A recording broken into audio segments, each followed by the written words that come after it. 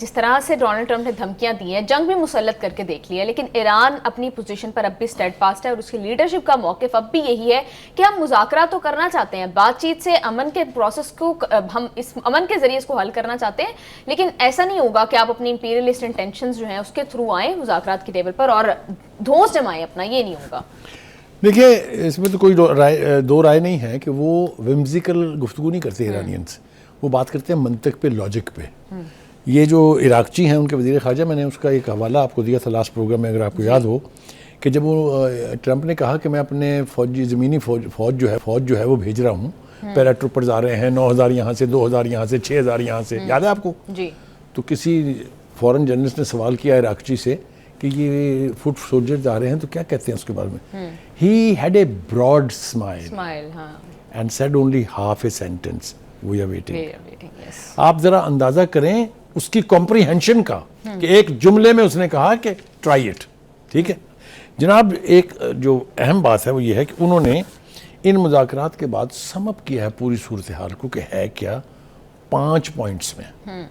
उन्होंने ईरान की पोजीशन भी स्टेट कर दी है, अमेरिका को उसकी औकात भी याद दिला दी है। अगर आप मुझे इजाज़त देंगी तो मैं एक एक करके बोलूं। पहली बात वो ये कहते हैं कि ईरान किसी के आगे हाथ नहीं फैलाता, वो कौमें जिनकी तरबियत पाबंदियों के बीच में हुई हो वो कभी घुटने नहीं टेकती बल्कि वक्त को शिकस्त देकर जिंदा रहना जानती हैं। 47 साल की कंप्लीट सैंक्शन रजीम ने ईरान को इतना मजबूत कर दिया कि उसने पूरी दुनिया की सबसे बड़ी सुपर पावर को नाक चने चबवा दी है। और वो का मैं जिक्र करता रहता हूँ नेतन्याहू का, उससे पूछे उसकी कौम जो पिछले 1.5 महीने से बंकरों में सो रही है। एनीवे, नंबर 2, दूसरी बात वो कहते हैं हमारी स्ट्रेटेजिक खामोशी को हमारी कमजोरी समझना तज्जिया नहीं बल्कि उस आपका तकब्बुर है। हम खौफ की वजह से जंगबंदी नहीं चाहते बल्कि ताकत के तवाज़ुन को देखकर फैसले करते हैं। जितनी धमकियां हैं उस सबको उसने उठा के ज़मीन पे फेंक दिया है। ठीक है जी। तीसरी बात वो कहते हैं कि दबाव से हम सरनगू नहीं होते बल्कि हमारे अंदर मज़ाहमत पैदा होती है और यही मज़ाहमत ताकत के आलमी मराकज़ को बदलने की सलाहियत रखती है। लोग जुमला जिस तरह की नेशनल जुमला देखें आप। चौथी बात वो कहते हैं कि खित्ता आपके बयानात का स्टेज नहीं है, ये उन लोगों की सरजमीन है जो यहाँ बसते हैं और हम किसी से हिदायत लेना कबूल नहीं करते। किस कदर डिनायल है उस सारे प्रेशर की जो नेतन्याहू ईरानियन कौम के ऊपर मुसल्लत करना चाहते हैं। Last but not the least वो कहते हैं अपने अल्फाज का इंतखाब सोच समझ कर करें। ईरान ने कभी रियायत की भीख नहीं मांगी बल्कि हमने हमेशा अपनी शरायत पर तवाज़न बरकरार रखा। जिस कौम को तोड़ा नहीं जा सकता उसे डराया नहीं जा सकता। कौमों के साथ सिर्फ बराबरी की बात पे बुनियाद होती है। This sums up the Iranian position as a whole. ना वो आपकी जंग से डरे हैं, ना वो आपके मुज़ाकरात को छोड़ के भागने से डरे हैं, वो डिटर्मिन्ड है कि you come and get us. वो एक जुमला मैं कहता होता हूँ, इसका मतलब है कि हम खड़े हैं, आओ जो करना है कर लो। ये किसी ऐसी कौम का ही जज्बा हो सकता है जिसमें हिम्मत हो अपने से बहुत बड़ी कुव्वत को चैलेंज करने की। बिल्कुल बुखारी साहब, ईरानी फोर्सेस भी और जो है उनके स्पीकर कौमी असम्बली बाकर कैलिबॉफ भी ये बात कर रहे हैं कि अगर किसी भी किस्म की पाबंदी लगाई गई, नाकाबंदी की गई तो फर्स्ट ऑफ ऑल जो ऑयल प्राइसेस पर फर्क पड़ेगा वो अमेरिका बर्दाश्त नहीं कर सकेगा। सेकेंडली ईरानी फोर्सेस ये बात कर रही हैं कि अगर उसकी बंदरगाहों को आपने अटैक किया या उन पर नाकाबंदी की तो पर्शियन गल्फ और गल्फ ऑफ ओमान में कोई बंदरगाह भी महफूज नहीं रहेगी। आपने बिल्कुल ठीक कहा। मैं आपको एक बात बताऊं कि माजी ने यह साबित किया है पिछली खास तौर से 1.25 महीने की जंग ने जो ईरानियों ने कहा है वो करके दिखाया है। Is that right? यस। उन्होंने कहा हम इसराइल को सबक पढ़ा देंगे, उन्होंने सबक पढ़ा दिया है। आप माने या ना माने वो, उन्होंने कहा अमेरिका बहादुर, हम आपसे डरते नहीं हैं। ना सिर्फ ये, उन्होंने उनके एयरक्राफ्ट कैरियर्स जो आए थे, 2 दुनिया की बहुत बड़ी ताकत के सिंबल जो है वो एक किसी वर्कशॉप में खड़ा रहा है 4-5 हफ्ते, एक कोई 1000 मील किलोमीटर दूर जाके छुपा हुआ खड़ा है कि कहीं ईरानियन मिसाइल देख ना ले। कहने का मतलब ये है कि वो जो करते हैं वो करके दिखाते हैं, एक बात। दूसरी बात ये है कि ईरानियन वो जो कैलिबॉफ साहब है उन्होंने कहा कि जो सूरत हाल बनती हम देख रहे हैं, आपकी अमेरिकी कौम जो है वो $4 जो जिस पर आप चीखें निकल रही हैं इसको याद किया करेंगे कि कभी ये $4 का भी होता था।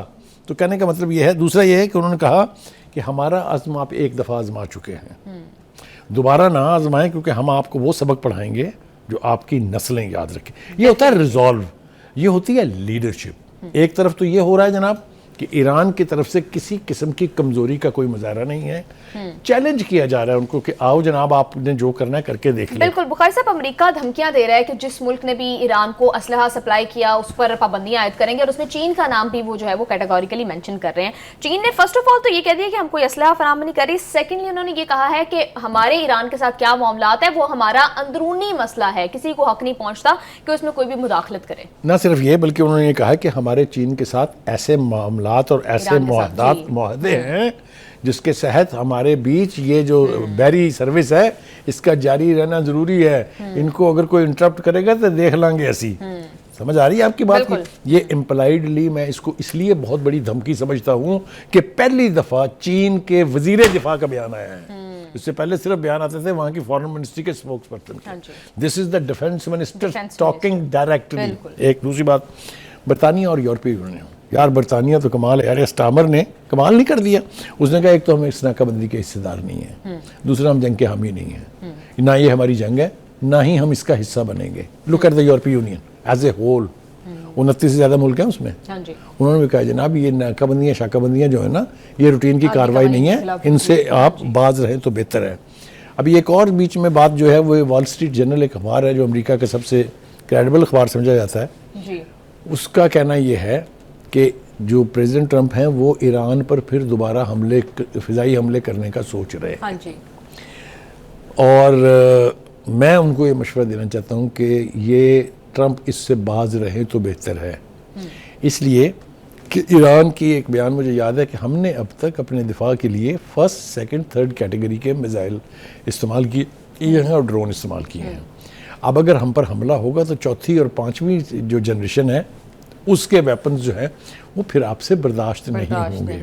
अगर आपको याद हो एक हवाला दिया गया कि जी ये डगो गार्सिया जो है इसके ऊपर ईरानी मिसाइल जो है उसने हमला किया था, वो सिर्फ 2500 किलोमीटर दूर है ईरान से। If that is to be true तो फिर कहाँ कहाँ अमेरिका के इंटरेस्ट पर ईरान हमले करेगा उनके अभी तस्वुर में भी नहीं है। होपफुली बुखारी साहब अमेरिका इस तरह की कोई हमाकत दोबारा से ना करे। बुखारी साहब एक शॉर्टली बताइएगा ब्रेक पर जाने से पहले 40 ममालिक का एक इजलास भी मुश्तरका तौर पर बुलाया जा रहा है बरतानिया और फ्रांस की जानिब से। अपना हरमुज को खोलने के लिए कोई सफारती कोशिश की जाएगी या प्रेशर डाला जाएगा, क्या मामला आप देखते हैं? एब्सोल्युटली कोई डाउट नहीं है मुझे इसके अंदर कि वो 40 ममालिक के जो सरबराह शामिल होंगे या जो 40 ममालिक की नुमाइंदगी होगी वो ईरान के साथ सफारतकारी का आगाज करेंगे, क्योंकि अब इस मसले को रिजॉल्व करना, वॉर इज नो सोल्यूशन। बिल्कुल ताकत का इस्तेमाल इसको रिजॉल्व नहीं होने देगा। लिहाजा मैं समझता हूं कि यूरोपीय यूनियन ने और बरतानिया ने ये सही रास्ता चुना है कि एक जगह बैठ के रिजॉल्व किया जाए और फिर ईरान के साथ मुज़ाकरात किया जाए। आप ये देखिएगा ये मसला रिजॉल्व हो जाएगा डेफिनेटली। और इससे पहले पाकिस्तान ने भी सफारतकारी की कोशिश की, इस मामले को सफारती हल जो है उसका ढूंढने की कोशिश की।